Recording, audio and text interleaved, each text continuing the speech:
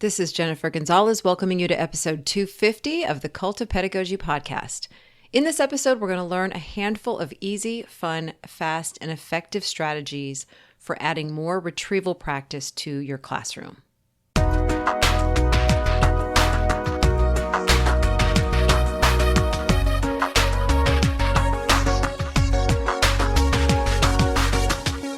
If there is one learning strategy I have probably talked the most about on this platform, it is retrieval practice. In the 10 years since I chose a book called Make It Stick for a book study in the summer of 2015, I've been encouraging teachers to add more retrieval practice to their teaching. But if you're new here, I'll give you a very quick overview. Retrieval practice is the act of trying to recall something you learned from memory by doing things like taking a test on it or using flashcards instead of just looking at it, rereading, or reviewing the information. A big and growing body of research tells us that when we study with retrieval, we learn and remember things much better than we do by other review methods. While I think we've established the value of retrieval as a learning strategy, I think there's still room for more practical ways to build it into our teaching. I have encouraged giving frequent quizzes, think, pair, shares, and teaching students to use flashcards, but there are a lot of other ways to do it. And in today's episode, we'll get a lot more. Joining me are three cognitive scientists. The first is Dr. Pooja Agarwal, who has been a guest twice already to talk about retrieval practice. Dr. Agarwal has been regularly sharing research and resources on retrieval through her website, retrievalpractice.org, and just recently she published a book, Smart Teaching, Stronger Learning, Practical Tips from 10 Cognitive Scientists. Each chapter in the book was written by a different cognitive scientist, sharing actionable, evidence-based classroom practices they have used themselves. Two of these authors, Dr. Michelle Rivers and Dr. Janell Blunt, are sharing theirs today. By the time you finish this episode, you'll have 9 high-impact retrieval strategies you can use with your own students. Before we get started, I'd like to thank Zern for sponsoring this episode. Elementary and middle school teachers, what if you could give students more opportunities to learn and practice the same math concepts they're learning with you? That's exactly what you'll get with Zern Math. Zern is a free online math learning program with content for every concept of K-8 math. Every day, kids in tens of thousands of classrooms across the U.S. log into Zern to complete guided, interactive lessons based on leading math pedagogy. Students learn and solve problems with on-screen teachers who use visuals to make challenging grade-level math concepts intuitive. If kids get stuck, Zern lessons adapt in real time to help them work through challenges and stay on track. Zern is a nonprofit, which means every detail of their program has been designed, developed, and tested with a single goal in mind, helping every student succeed in grade-level math. Sign up for a free account today at zern.org. That's ZEARN.org. Support also comes from Everfi. Hey teachers, April is Financial Literacy Month, and there's no better time to equip your students with essential financial skills. Topics like taxes, investing, budgeting, banking, savings, credit, and debt are crucial for their future success. Pressed for time?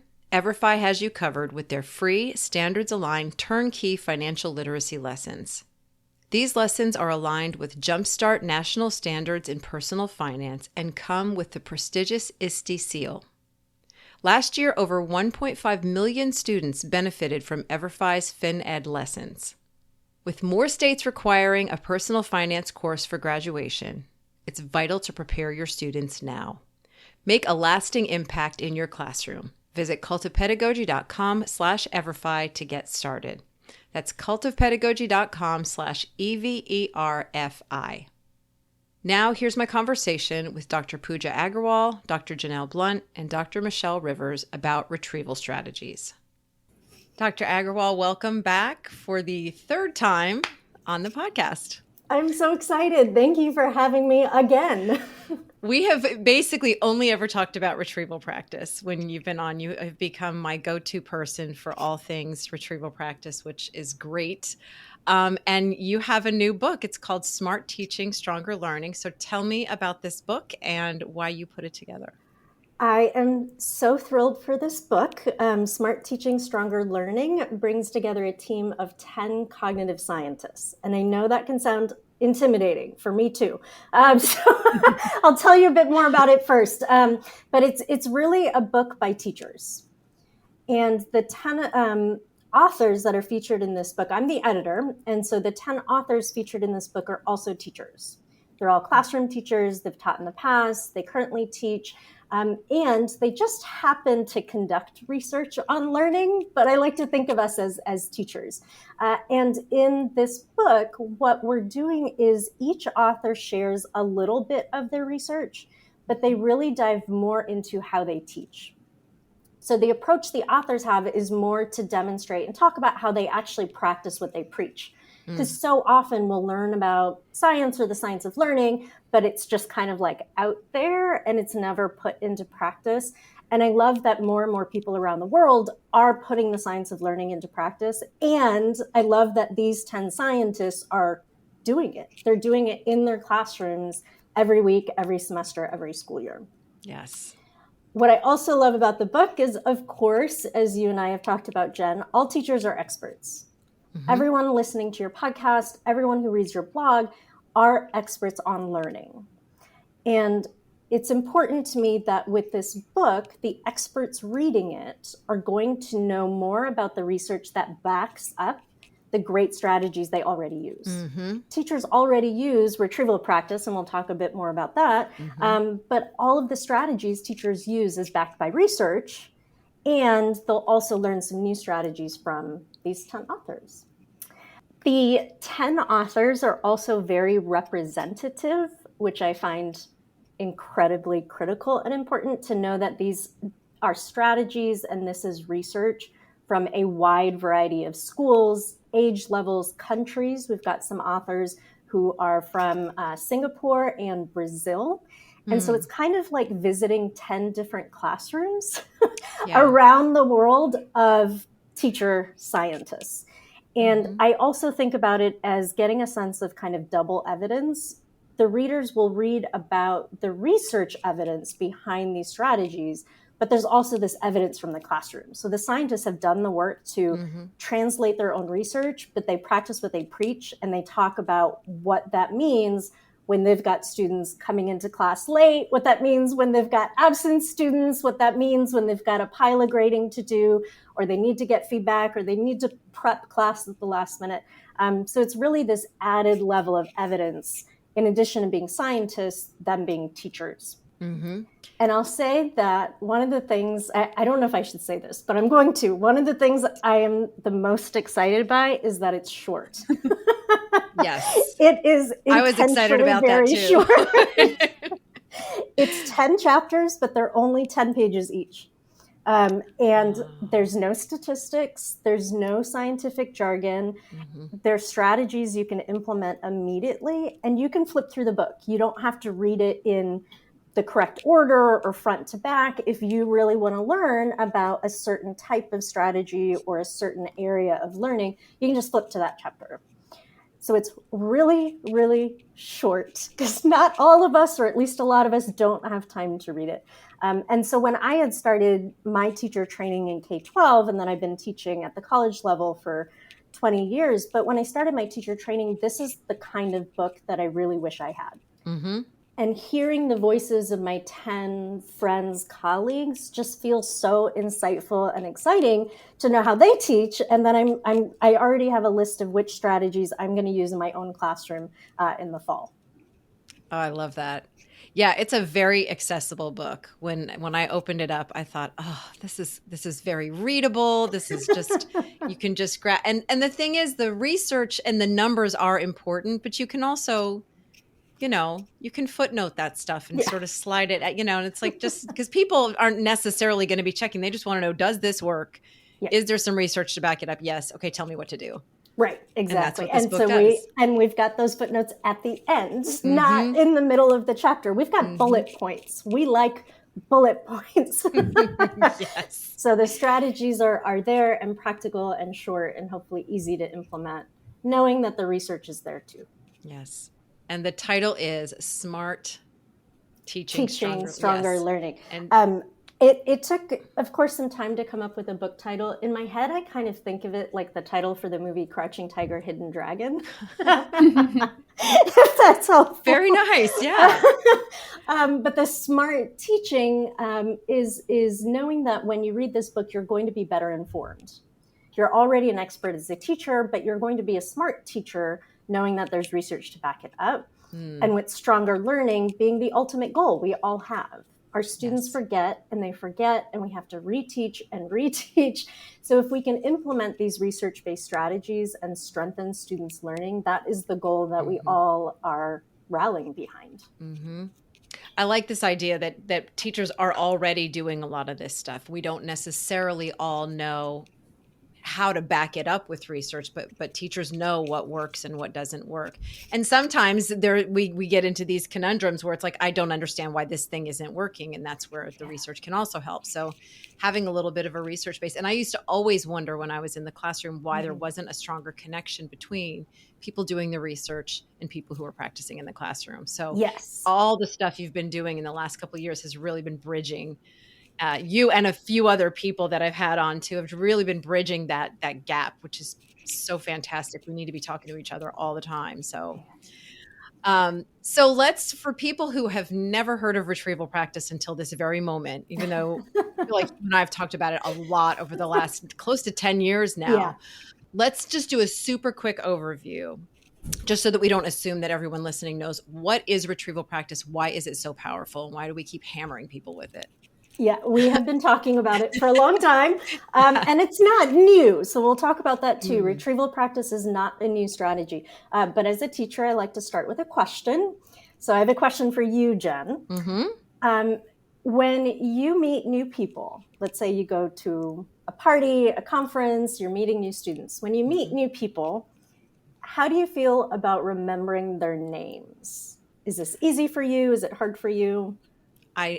My brain is a sieve when it comes to that. Unless I give myself a mnemonic the second they say their name, and I sort of mentally, or I get my notes app out and write it down. No, I feel stressed about it. I'm not good about it. It's stressful. And names are really hard for all of us to remember. They're incredibly hard. And I love thinking about it. I teach about 200 students every year, and that's also a lot of names to remember. What happens with names, and this happens in class and this happens in everyday life, with names, when you meet a new person, at least I find myself doing this, I then might repeat their name in my head. So if I were to meet you for the first time, in my head, I might say, okay, I'm going to try to carry on a genuine conversation, but in my head, I'm going, Jen. Okay, her name's Jen. And now I have to pay attention to the conversation. And now her name's Jen, right? I'm repeating it. What we call rehearsal. I'm rehearsing your name in my head. And as scientists, we call this encoding. It's kind of focusing on getting information into our heads, the same as how students cram. It's that Jen, let me reread. And we have to do that to learn. That's how I'm going to learn your name. What retrieval practice is focusing on getting that information out. It's practicing. And it's retrieving it. It's kind of this mental time travel. If I were to retrieve what I did last weekend, that also takes me some time. I am not very good at remembering what I did yesterday or 3 days ago. But that mental process is what we call retrieval. Just like a dog goes and retrieves a ball, retrieving someone's name after a conversation, or maybe just once in the middle of a conversation, is going to help strengthen that learning much more than focusing on getting information in with the rehearsal, Jen. So as teachers, we, of course, do great things to help students get information into their heads. Retrieval practice is being more intentional about getting information out of their heads. And we do this with Think, Pair, Share, with discussion prompts, with conversations in class, with homework. That's all retrieval practice. So we already do it. And what you'll learn about in this book and in what we've talked about in previous episodes is just how to do more of it. How can you really encourage retrieval practice in a way that is no pressure, no stakes, has nothing to do with testing? It's using retrieval as a learning strategy instead of an assessment strategy. That's the piece. Usually when I try to explain this to people, I say, when you're studying for a test and you feel like you've got it and you hand your book or your notes to someone else and you say, test me. Mm-hmm. That's what you're doing. You know that this is going to be a next level way of studying it and you have to try to remember it. And that, even if you get it wrong, you're learning it better than you would be just by staring at the stuff over and over again. So absolutely. That's why we know that, we learn from our mistakes, right? This is why musicians practice their instruments. They know they have to make mistakes in order to get better. They can't cram the night before a performance or a gig. They have to practice. So when I talk to my students about what retrieval practice is, I point out that musicians have to practice their instruments. And in my classroom, my students are going to practice their knowledge as well. Yeah. And I you're saying that retrieval practice isn't new, but it seems like, and correct me if I'm wrong, that the research on it has been, compared to all the other research in education, it seems like retrieval practice research has been a very hot thing for about the last 10, 15 years, where they're starting to really uncover this idea that the more you do it, it's better than many other ways of sort of studying material. That when you add this in to teaching and learning, it is a huge boost. Yes? Yes. Yeah. And the research on retrieval practice goes back more than 100 years. And part of why I got interested in both retrieval practice, but a lot of the science communication work I do, is that research just sort of sits around in really boring journals that no one wants to read, myself included. Yep. And so the research goes way back, but I'm really glad to see that there's more and more conversations, there are more resources and books about how you can take this research and apply it in the classroom. Yeah. So it's not new research-wise, and of course, as teachers, it's not new for us either. It's being mindful of helping students and supporting them, making mistakes, testing themselves, using flashcards, using tech apps to really strengthen their long-term learning. Yeah. And so in the book, I from what I saw, the book is not entirely retrieval practice strategies, but there's lots and lots of it in there. Yes? Yes. There's one chapter that focuses on retrieval practice. You'll find a theme that a lot of the strategies are around the same basic foundation. Okay. You have to practice in order to get better. Yeah. The book extends that by saying, okay, how often do you practice? How long should you space it out? How do you take that practice and add in more reflective questions to improve students' learning?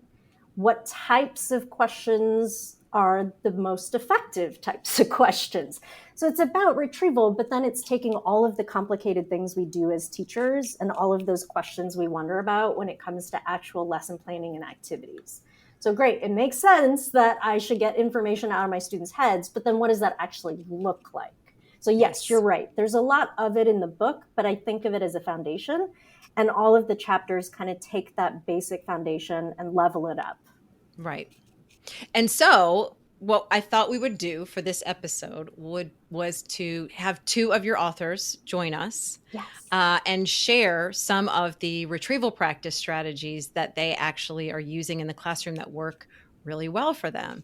So the first person we're going to be talking to is Dr. Janell Blunt, and she shares us a lot of prompts in the book that she uses with whiteboards and really sells. I mean, when I read this section on whiteboards, I got so excited and I thought, and it's not like I've never used them or seen them, but the way that you described these really was interesting. And so I thought, let's put this into this episode. It's an easy thing that teachers can apply right away. So Dr. Blunt, if you would, please tell us a little bit about what you teach, what you do, and then we'll get into the whiteboard stuff. Hi, Jen. Thanks for having me. I am a cognitive scientist who is in the classroom teaching 4 days a week. And I'm teaching anything from memory to cognitive and neuroscience.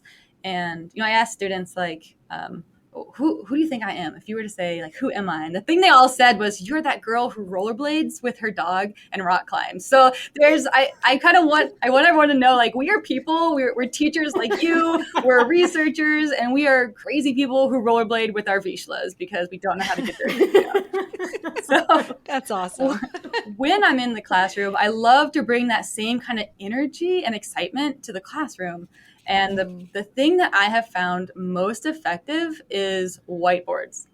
And so students love whiteboards. They just, they're contagious. I model them in class. I have this suitcase and I wheel it into class, and there's a whiteboard for each student, and they just know it's their routine. Every class, they get out their whiteboard. And I asked them, I was like, guys, people want to know, why do you like the whiteboards? And the only thing they can give me is like, I just love whiteboards. It's fun. And I'm like, but why? Something different. Yeah. Yeah. And I don't know if it's because doing things on paper feels like it's busy work, or if the whiteboards are just, there's something really fun about the whiteboards. And when I push them further, they're like, I don't know, Dr. Blunt, it's just fun. But when I really push them, they kind of go back to this thing that Dr. Agarwal was saying, which is something about mistakes. When you're practicing retrieval, you are going to be making mistakes. And when they have their whiteboard, they got their eraser in one hand and their pen in the other. And so when they make a mistake, it just goes away. And it almost is normalizing these mistakes. Like, it's fine. This is part of the process. They're not confronted with like lines of crossed out mistakes. That the whiteboards let them practice retrieval in this really low stakes, low anxiety kind of way that is apparently quite fun. And these are I know that I've seen a lot of whiteboard hacks too, where you can go everywhere from like a sheet of paper inside a page protector can be used as a really cheap whiteboard, all the way to cutting up PVC board and, from Home Depot, or just actually buying little whiteboards. So you have a set of prompts that you share in the book that I think this is the part where I started to get really excited about. What things do you have your students do with the whiteboards? Anything they want, anything I want. And that's one thing I absolutely love about it. And I love that about retrieval. Retrieval doesn't mean late night lesson plans, wondering what you're going to do next morning. Retrieval can be as simple as tell me what you remember. It's just incredibly flexible. And the whiteboards, having them on hand every class, just takes that flexibility to a whole new level. Last class I was in, I had a student who wanted to, he's going to grad school, going to get his PhD, and he wanted to teach, a 15-minute section of class. And so I'm like, all right, knock yourself out. And he teaches and he ends, 5 minutes early.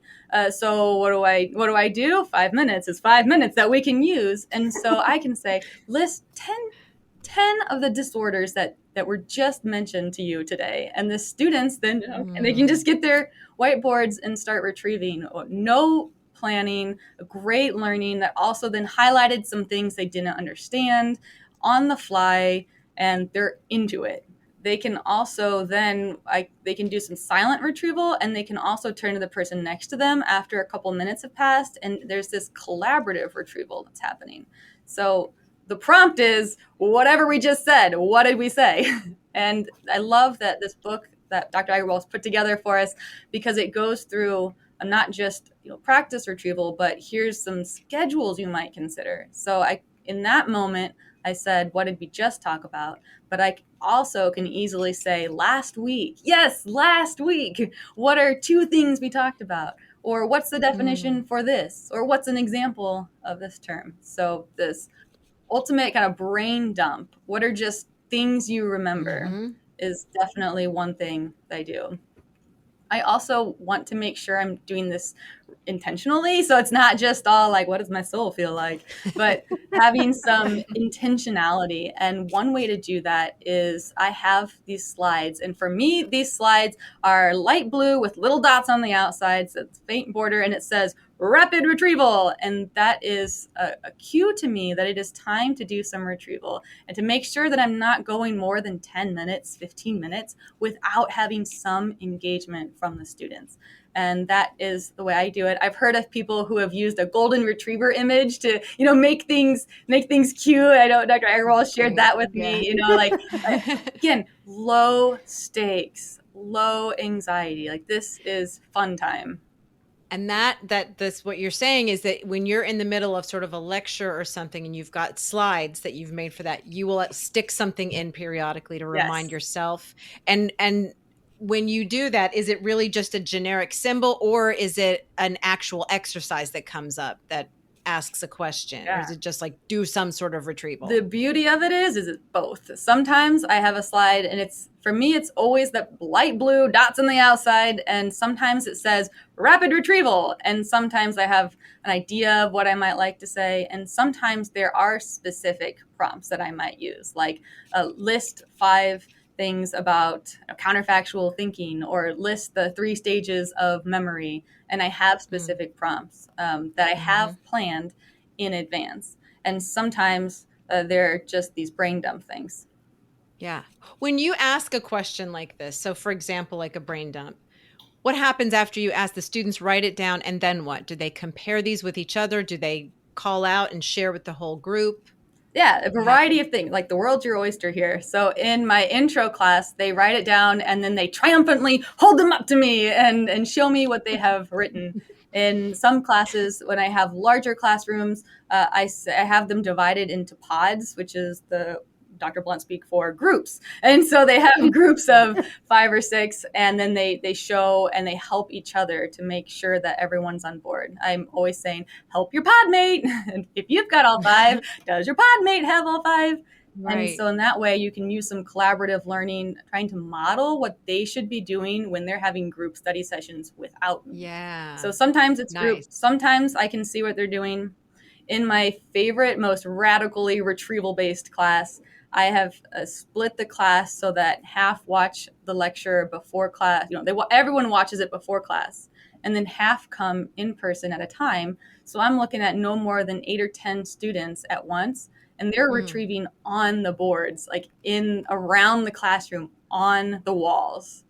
Yeah, so they're retrieving, and I can actually see what they're doing in the moment. And that's been a really powerful way to improve learning. That's just an hour and 15 minutes straight of retrieval practice. And that class, since I started doing that, is a 20% improvement in the exam grades. And that class always has a wait list now. Instead of being the scary neuroscience class, like, I don't like science, now they know that we're going to do a whole bunch of fun things in class with whiteboards on the wall, and you are going to be working, and you're going to be really proud of yourself at the end of that hour and 15 minutes. And that could be done for any subject area, almost any grade level, as long as the kids can write. Yep. You could be doing this with 3rd graders. Draw. Yeah. I've had students draw things before. My students in memory were really inspired by something they read in Ace That Test about sketch notes. And so some of them have really latched on to, these are college students, they're drawing pictures, but elementary students can be retrieving photosynthesis or, how do plants grow? They can draw an image and use retrieval in that way on the whiteboards. You've also got here examples as another thing that is a good retrieval question. Yeah. So we really want students to not just repeat back like a parrot what they've heard. We want them to do the elusive transfer and apply knowledge and go change the world. And so let's practice that in class with the whiteboards, with retrieval. So that could be as simple as if you're in grade school teaching some basic English structures. Okay, we've just learned what nouns are. Everybody, what's an example of a noun? And then I write dog and you write cat. And then we can use them to come up with examples. Or in my intro psychology class, where we're talking about personality traits, and I might say, come up with an example of someone who's really extroverted that you've seen in a Disney movie. And in that way, they're retrieving, okay, what is extroverted? What are those traits? And then applying it to new knowledge and saying, okay, can I think of an example on my own? And writing that on the whiteboard. Right. Having a whiteboard at your desk is powerful because it gets rid of something in social psychology we call the diffusion of responsibility. When you walk into the class and say, how are you today? And it's crickets. So if I say, give me an example of a noun, and like that one kid raises their hand and no one else is retrieving, they're all waiting for that one kid. But by having the whiteboard, everybody's coming up with their example. I love that idea. The diffusion of responsibilities. Is that what it was called? Yeah. Because, and it's good because that really is, I think, one of the reasons so many students don't participate when we ask them to, because it's like, who's going to just take the risk? So if everyone's doing it, then yeah, it's just less risky. Hey, this is Jen. I am going to interrupt this episode for just a minute to tell you about something I think will be a big help to you as an educator, whether you're a teacher, a school leader, an instructional coach, or even someone studying to become a teacher. It's something I've been publishing for the last 10 years called The Teacher's Guide to Tech, and it's basically an encyclopedia of tech tools curated especially for teachers. My team and I keep an eye on all the tech tools that are out there, the ones that are fresh and new, and the ones that have stood the test of time, and we think about how they can best be used in classrooms. Then we sort them into categories, give you a really simple description of what each one does, provide a link to the tool's website so you can check it out, and we also pick out a video that shows the tool in action so you can understand quickly how it works and if it will work for you. And because tech changes all the time, we have to maintain these listings to make sure they stay fresh and accurate. On top of that, we have a really nice collection of articles we've written that will help you explore more ways to use tech and fine-tune and troubleshoot things as you go along. Plus, there's a huge glossary of tech terms to help you stay current with the language. In the past, this guide was published as a PDF that we updated once a year. Although this worked fine, that PDF would stay the same all year until the new edition came out. In January of 2025, we moved the entire guide to a fully online subscription-based model.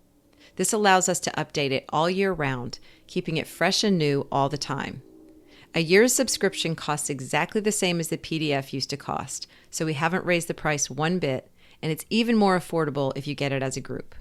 To learn more about how this guide can help you become the most tech-savvy teacher in your school, visit teachersguidetotech.com. You've got some stuff in your chapter about things to watch out for with whiteboards. So what are some sort of don'ts, I guess, that you've figured out? Yeah. I have figured out that you've got to practice what you preach. So I can say, practice retrieval. A great way to do this is to use whiteboards. And if I don't model that for students, they aren't going to do it.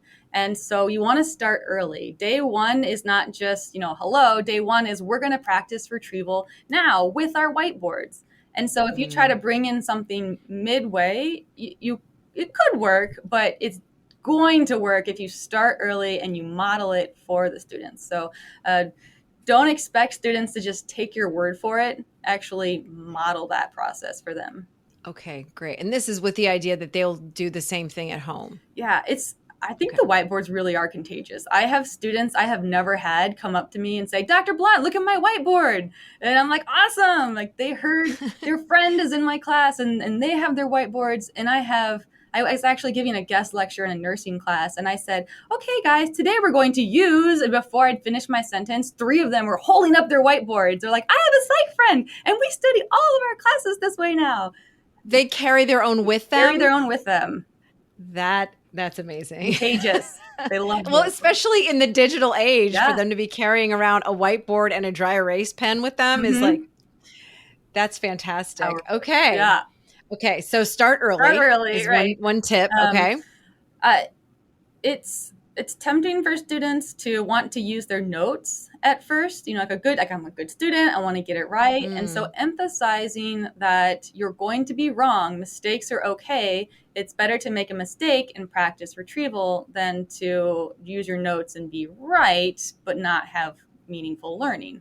And I often might model something like, having people answer a question that is, silly or a trivia fact or something like that to kind of normalize the mistake process, and that's what we're doing. We're not copying our notes, and it's hard, and that's good. It's okay. Yeah. So we're putting everything away. We're not looking at any source material at all. This really is just trying to come up with whatever you have in your brain Yeah. with these practices. And there really Okay. is, I think it would be tempting to be like, okay, I like this, but I'm not all in. So maybe I'll just try it with a piece of paper. And I would watch out for that because it's, again, the whiteboards are fun. And I was late one day. I didn't bring my whiteboards, and a student like came back to my office. Was like, "I will get the whiteboards," because it's just not the same on paper.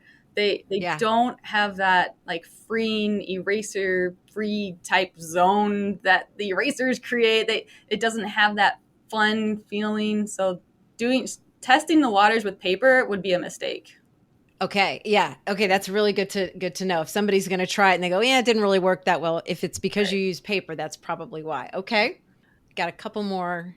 Yeah. If you want to keep this low stakes, so we don't want to say it's okay to make mistakes and I'm going to penalize you for it. So you can do completion or participation, but I would avoid assigning points so as to, you don't want to create anxiety around making mistakes. We're trying to normalize making mistakes as part of the learning process.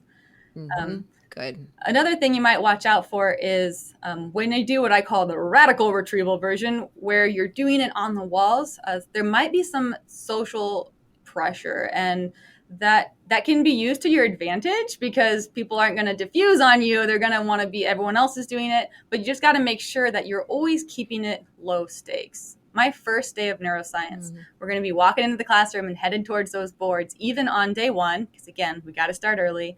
And I start the class by thinking about what is consciousness? What is the role of consciousness as we start our neuroscience class? And so I have them demonstrate this really interesting phenomena that happens when you try to write your name backwards with your opposite hand, and everyone's terrible at it. But when you do this like demo with both hands, and suddenly you can do it. But the idea is the first time they're trying it, it's terrible and they can't even write their own name, but everybody's laughing. Everyone looks terrible. I show them, like I always get my letters all mixed up too. And so it sets the stage for, look, this is a place where when we make mistakes, we help each other.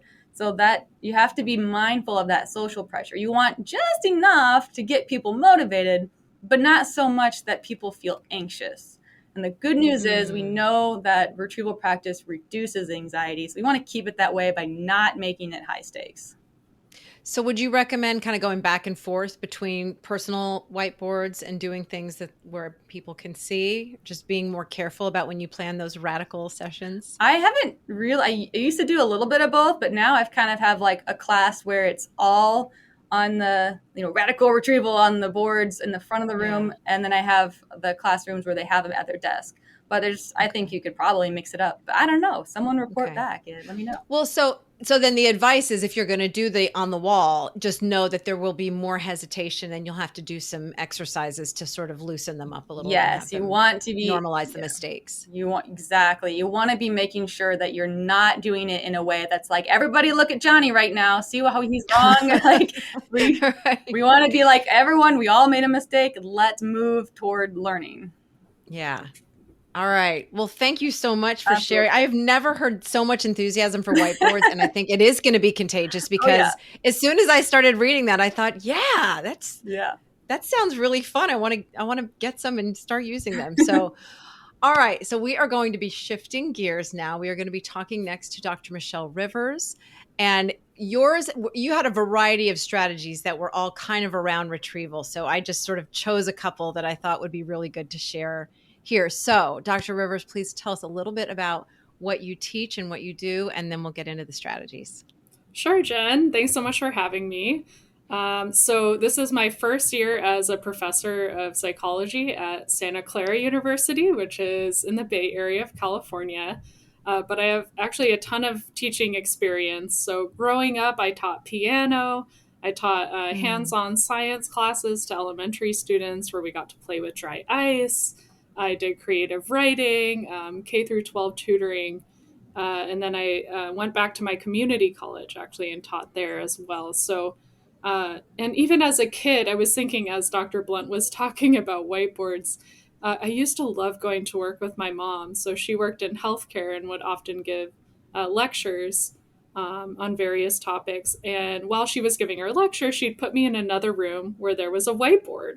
And I would just pretend that I was a teacher and write on the whiteboard. So I definitely relate to those being fun and contagious. And probably the start of my interest in teaching was playing on a whiteboard. Oh, that's really cute. Yeah. I am not a rollerblader, but I do figure skate in my free time. So oh, wow. that's a little about me. Yeah. That's not something I hear every day. That's pretty cool.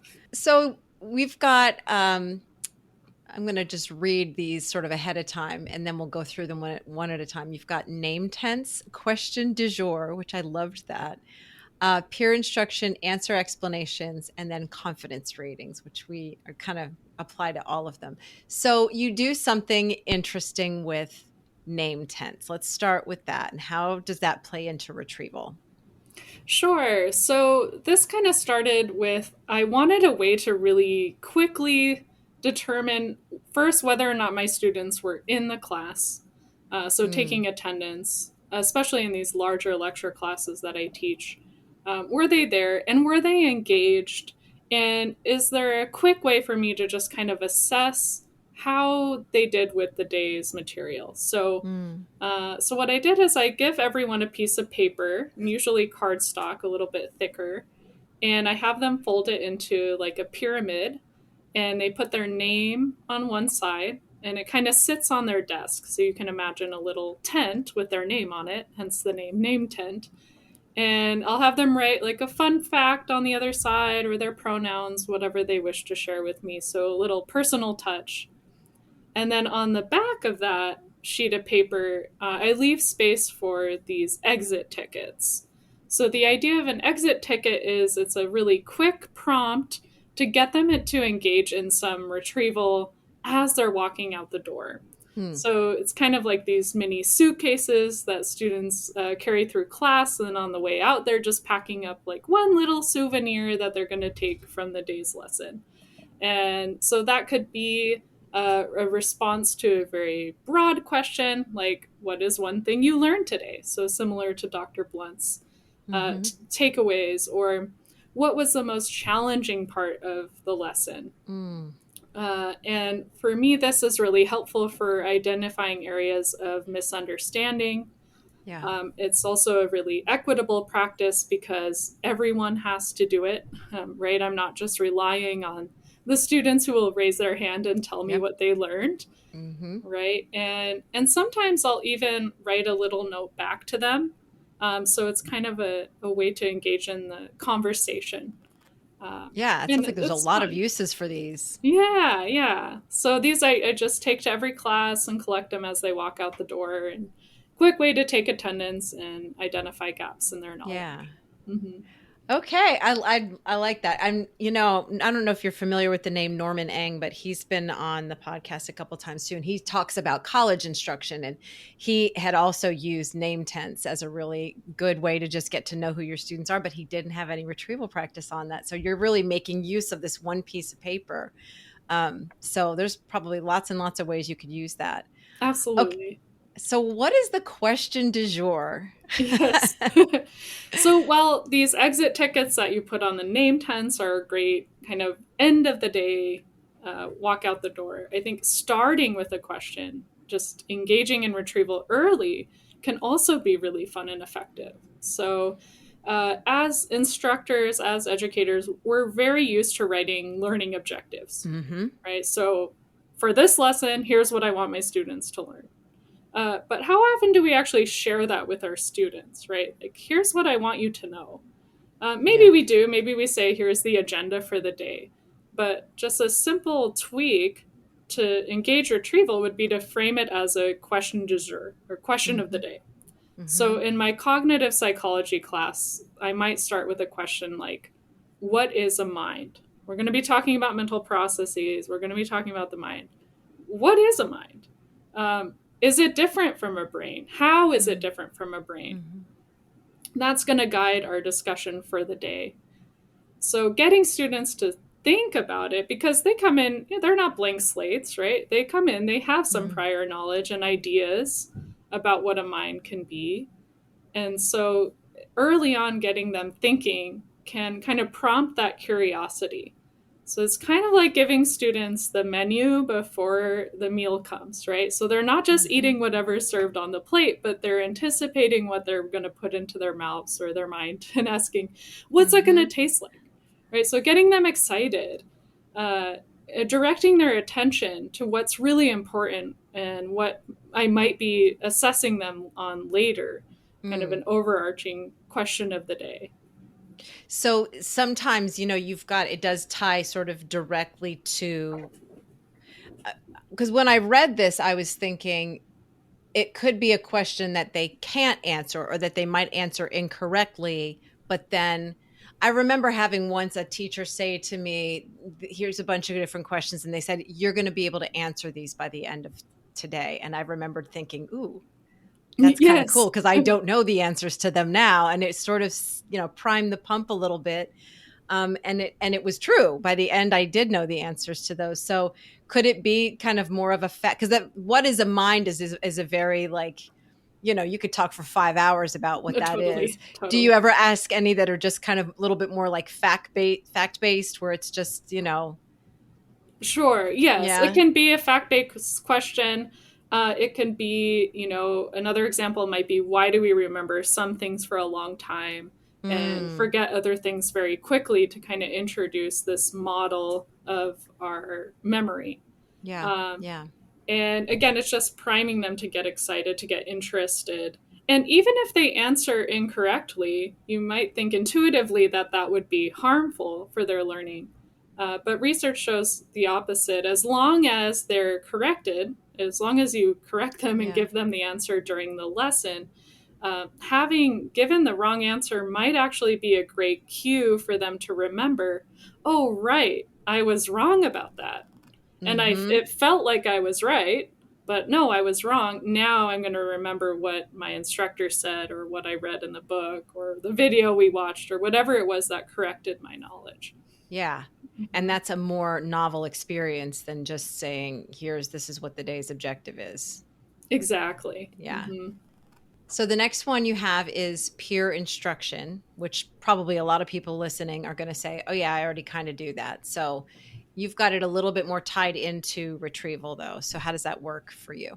Sure. So the basic process of peer instruction can look something like this, where you present students with a multiple choice question. And multiple choice is great because you can assess students' knowledge quickly and equitably. So I'll have students answer the multiple choice question on their fingers. So say hold up a 1 if they think the answer is A, 2 if the answer is B, etc. And then I can quickly see, okay, how many of my students have the right finger up, the one that I want them.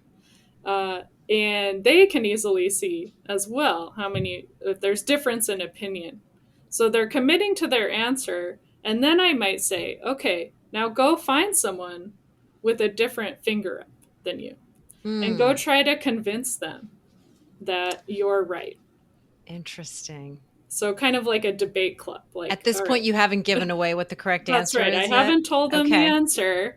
They're all hopefully informed guessing at this point. So they've had some background knowledge, but maybe now they have to apply to a new scenario.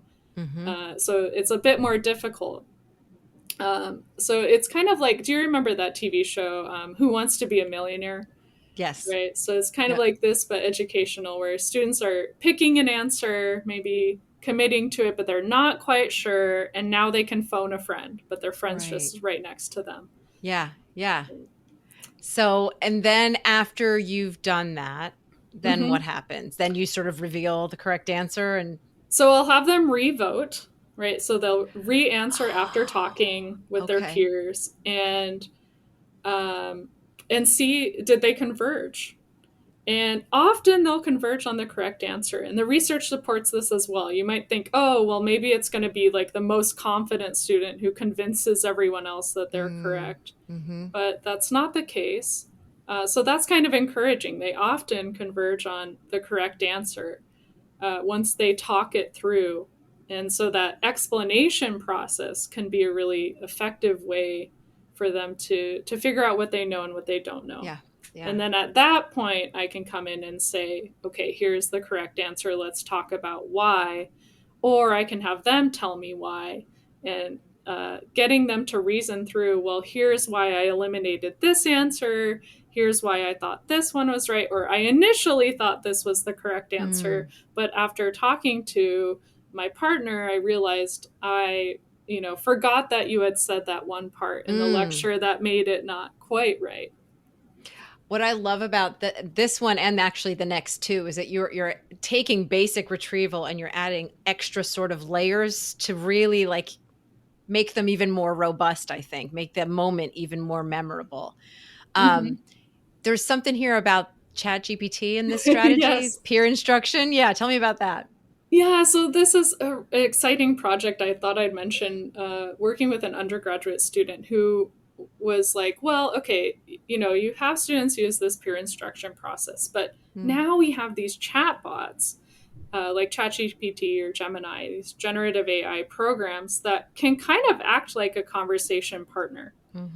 So is there a way for us to leverage generative AI to kind of serve as a similar conversation partner, and knowing that just like a peer, sometimes ChatGPT is going to provide incorrect knowledge, right? So it's going to sound very confident about it, and it's going to sound very confident, and it's not going to necessarily know what your teacher said. It's only going to know, whatever it's been fed through its modeling. So we're in the early stages of just comparing ChatGPT to a human partner, but I thought I'd mention that as we kind of head into this new frontier of educational research with generative AI, how can we leverage it to help students learn and use retrieval practice in a more personalized way?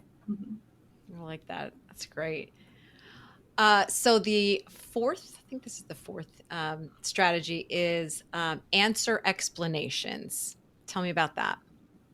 Sure. So similar to peer instruction, actually, similar idea here. You're going to use multiple choice tests.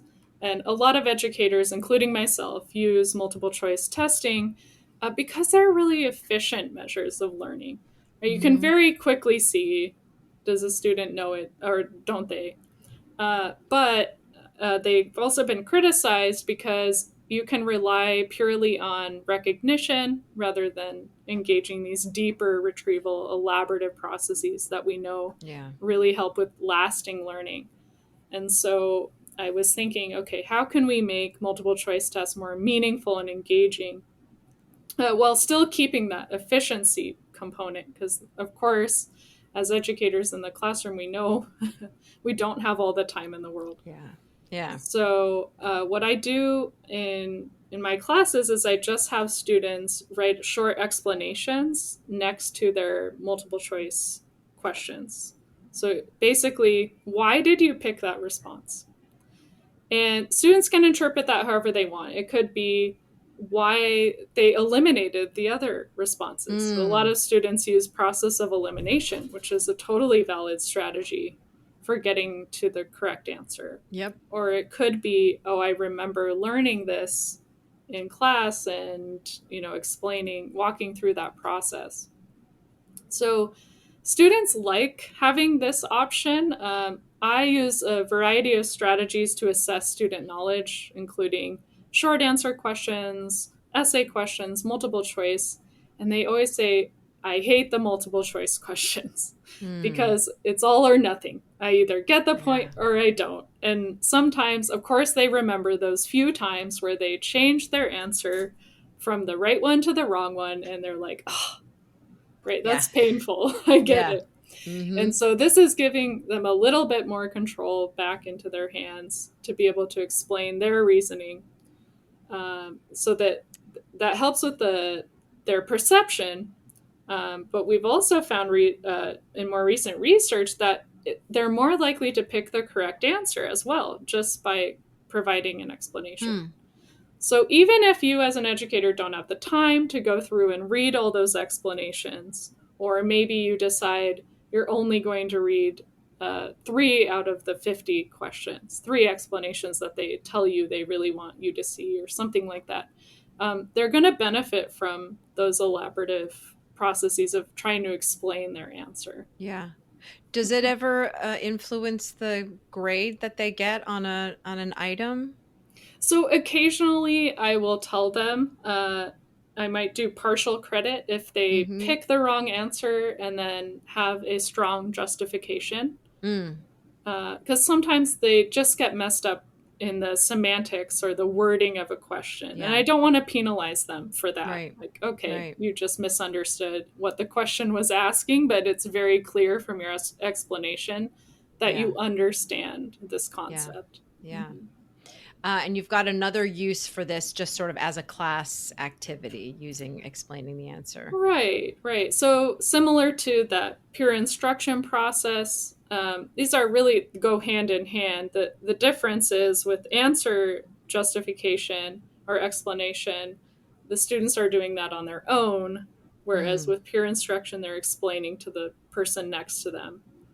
So either way, this is something that can easily be incorporated into class time. Yeah, and what a nice, simple, quick activity to do. Just show a multiple choice question, all the different answers. Let's have a discussion about why would you have chosen these, and that's there. You've got like a nice little 5-minute thinking activity.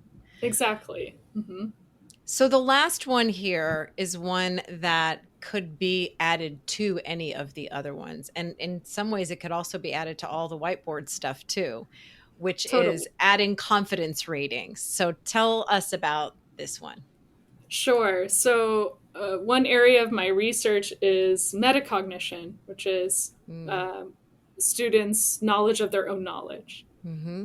Right. So I notice sometimes when I give students multiple choice tests, I'll get the Scantron, which is what I'm grading. But then if I look through their test, even if I'm not having them explain, sometimes they'll like circle certain questions and leave little notes to themselves. And it's almost like they're calculating their grade, like, okay, the lowest I could possibly get, right, is this score. Yes. And I'm like, wow, that is really cool to see that they're kind of using their confidence to guide their self-scoring.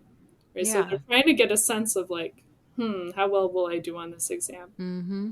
And so some students are already engaging in these types of processes. But how can we get more students to do that? Could just be by asking them, well, how confident are you that your response is correct? So following peer instruction or following answer explanation, having students hold up fingers again, except this time their fingers are for how confident they are. So one finger if they're just totally guessing, have no idea, and 5 fingers if they're like, I got this, I'm a total champ, I'm very confident. And that's not to say that their confidence will be directly in line with their accuracy. Sometimes identifying where there's that mismatch is really insightful, both for you as an educator, because you're identifying misconceptions, but also for them to kind of flex those muscles to start engaging in those self-reflection processes. And they might realize, oh, I was super confident, but I was totally wrong, which can be really good for a restudy tool. Like, okay, definitely going to need to go revisit and make sure that I'm not making those errors when it really is a high stakes assessment. So being able to make these mistakes early on and the retrieval practice, fun activities during class instead of on that big exam. I feel like having that built into a lot of these activities too, especially if it's sort of public, if everyone is sharing their confidence ratings in any kind of a public way, just normalizes that. I think there are certain students that are just lacking in confidence in themselves as learners, and they think everybody else has it all together. But then if you see some of the better students in class just saying like, I'm not really feeling that confident, it just sort of normalizes that and makes it, it makes it part of the classroom culture that we are all making mistakes. We're all trying to learn, and this is a process for all of us. Absolutely. And I think kind of like Dr. Agarwal said, where many teachers are already using retrieval practice. They just might not know that's what we call it. I think a lot of students are already engaging in these kinds of self-reflection activities. Even before I have them rate their confidence, I'll see them hold up their hand to answer a question, and they're kind of like wiggling it back and forth, like, or like you see on their face that they're like, I don't know, maybe. So they're already doing this, but kind of putting a name to it and telling them, this is what I'm doing. I'm assessing your confidence, and here's why I'm doing it. Right. I love that. Those are such great reflections. Okay, so where can listeners go to learn more about retrieval practice and about the book?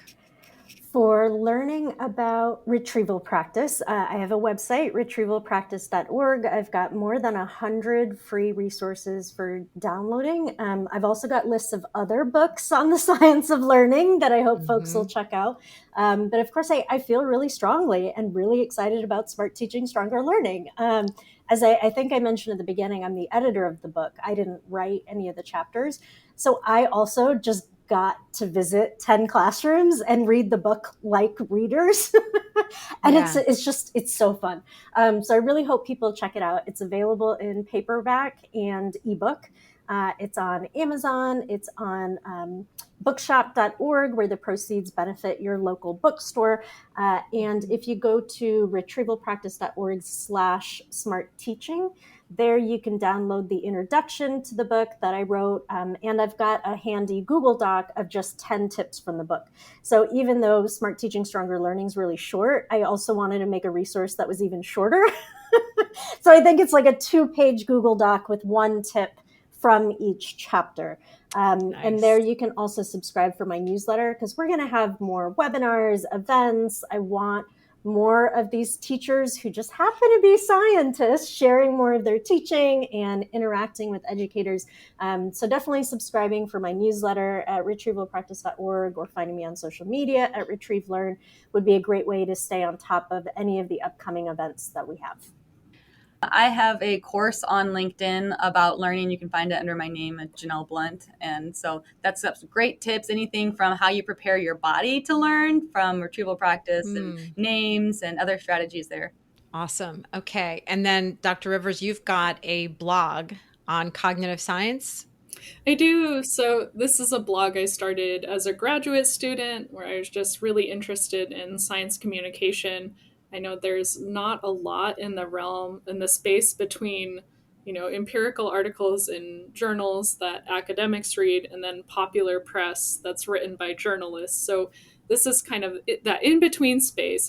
These are articles, summaries that are written by early career researchers, scholars in cognitive science. Awesome. And it's bite-sized cognition. So the blog is cogbites.org. And we try to post at least once a month just a summary of a recent article in the cognitive science space. That's a great idea. Okay, and I will put links to all of this stuff too in the written version, of summarizing this interview. Thank you all so much for taking this time to share these great ideas. I have a feeling teachers are going to listen, and they're going to want to try it all right away. So thank you so much. Thank you. We really appreciate this. For links to all the resources mentioned in this episode and a full transcript of our conversation, visit cultofpedagogy.com, click podcast, and choose episode 250. To get a regular email from me about my newest blog posts, podcast episodes, courses, and products, sign up for my mailing list at cultofpedagogy.com/subscribe. Thanks so much for listening, and have a great day.